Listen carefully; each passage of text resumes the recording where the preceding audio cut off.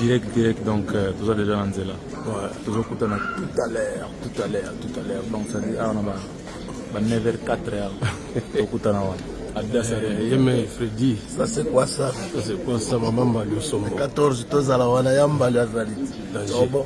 Bala banda, bola fanga ke banda séparé. Oui,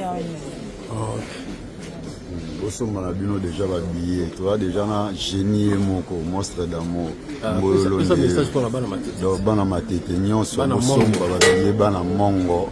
Mboye déjà na donc direct en direct de Panama. Donc Chobona yo itinai. Ouais, je passe à guitare. Mavi samedi, tous en rana.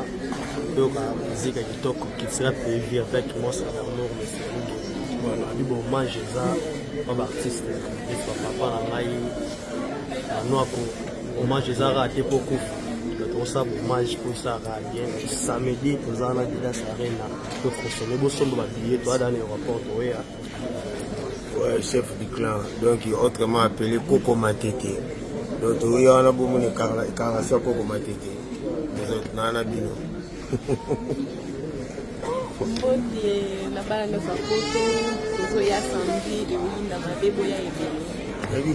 Ouais, à qui cascadeur animateur international du président Félix Oazé Kabalobi, donc match en haut combien 1-0, signe à victoire 2-0. Tozo ya Naibi déjà pour se payer déjà. Il y a le barou des athées. Yes, Arena bala Paris. Avec Tozo ya déjà donc Kalaté de Tozo chicoté na bino. Ouais, samedi le 14, Kid Padel Mapata, Bananjili Basepeli. Donc, elle veut dire que samedi le 14, na kati Adidas Arena avec Monstre d'amour, ils n'ont pas pensé.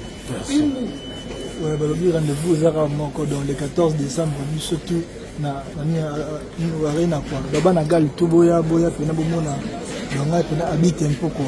Bon, moi pena donc pena bilingue quoi. Bilingue pena il y a pena génie Monstre d'amour quoi.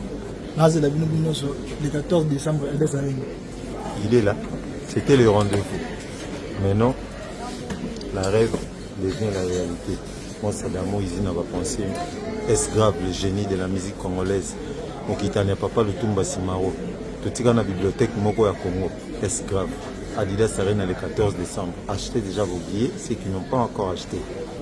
Tout ça, on a tout. Ouais, Carburant Jimbo, Zengo. Balibosona qui est pour ton avis grâce à Monstre d'amour le 14 décembre. Vous devez se faire un match à Matete Bozalawana.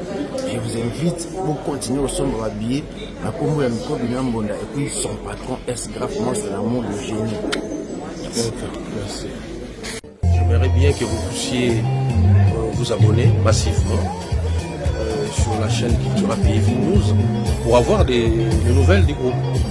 Ce que je suis en train de faire, ce qui s'apprête, ce qui va se faire bientôt. Donc voilà.